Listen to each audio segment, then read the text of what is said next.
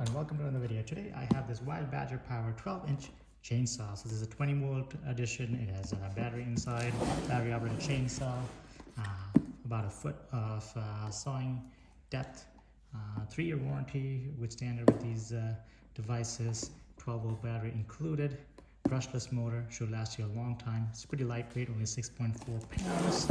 So let's go ahead and open it up and see what's inside.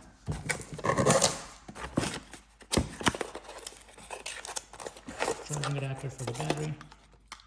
Seems like the battery just slides onto this.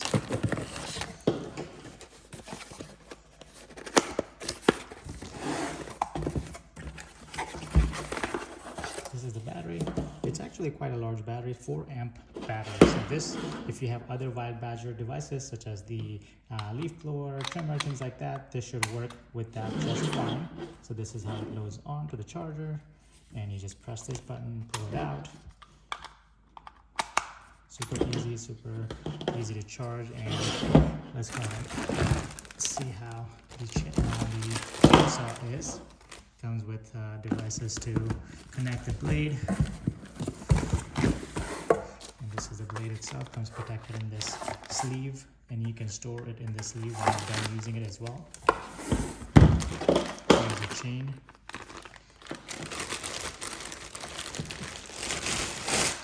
And this is the actual chainsaw itself. So this is your trigger right here. Press this, and then this is the trigger. This is, your whole handle's nice and curved, pretty ergonomic to hold. Let's see. Seems like I gotta put some oil in there. And then on this side, you're gonna connect your blade and chain. So let's go and put it together. This is where the battery goes. It just slides in like this. We're gonna leave that off for now and set up the device. The battery pack does have this button on the back that shows you the charge status. Seems like it came about 75% charged. We have an instruction manual here to put it together. This is the guide bar. You're gonna take that out of the guide bar cover.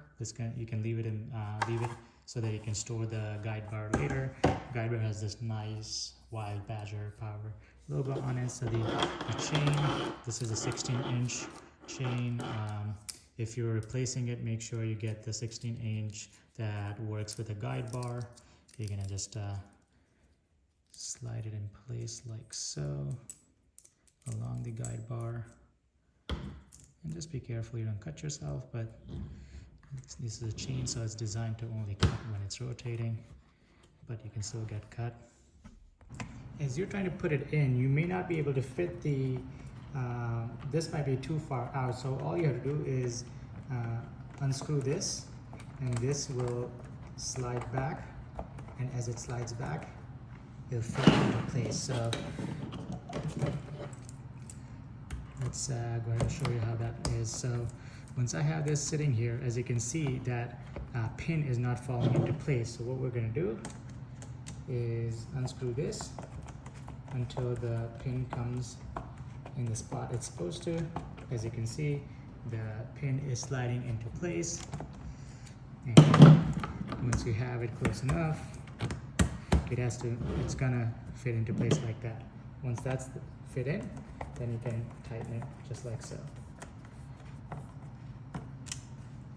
And now, as you can see, it's the chain sitting on the sprocket. This is nice and taut. We're gonna squeeze that back in there, and put this back in place here.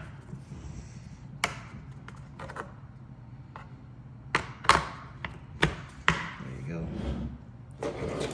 We're gonna put the nut back on there. They do give you this tool to both put the nut on as well as untighten this if needed. I'm just gonna loosen this for a little bit here so we can tighten this in place.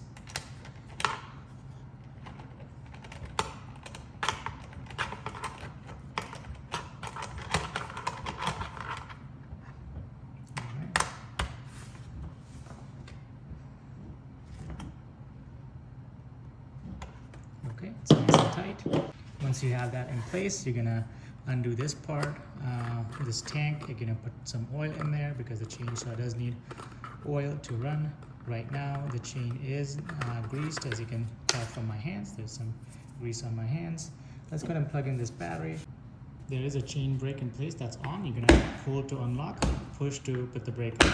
Once it's unlocked, you can press this button here and then pull the trigger. And you can tighten as needed. Right now, as you can see, the chain is pretty loose. So to increase the tension in the chain, you should only have about 3 millimeters of give on here. You're gonna unscrew this part a little bit, and then you're gonna turn this clockwise, so righty-tighty, right? And as you can see, it's getting tighter. So now I have essentially, let's see, this doesn't seem to be in the guide, so I'm gonna make sure I'm in the guide before I tighten. Let's go ahead and loosen a little bit.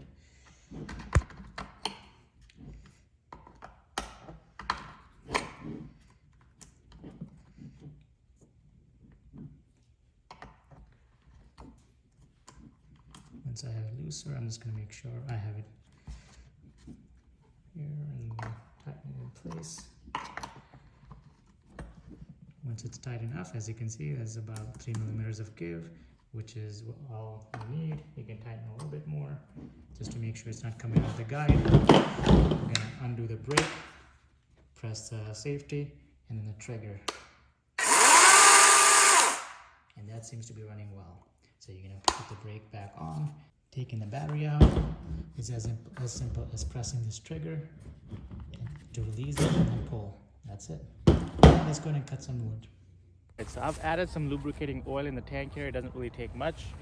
You're going to take the brake off, press this button and then the trigger to get the blade or chainsaw to go. This branch is getting in my way, so we're going to cut that off. Let's see how it works.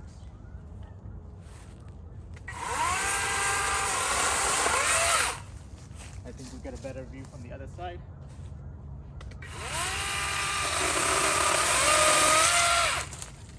As you can see, it cuts pretty easily. If you're doing a lot of work or if you're going to be pretty close to what you're cutting, you definitely want to wear some protective eyeglasses. This is a pretty sharp blade. Let's go ahead and cut some more branches. As you can see, all of these branches are super low to the ground and they're going to keep me from properly mowing the lawn, so we're going to take them off.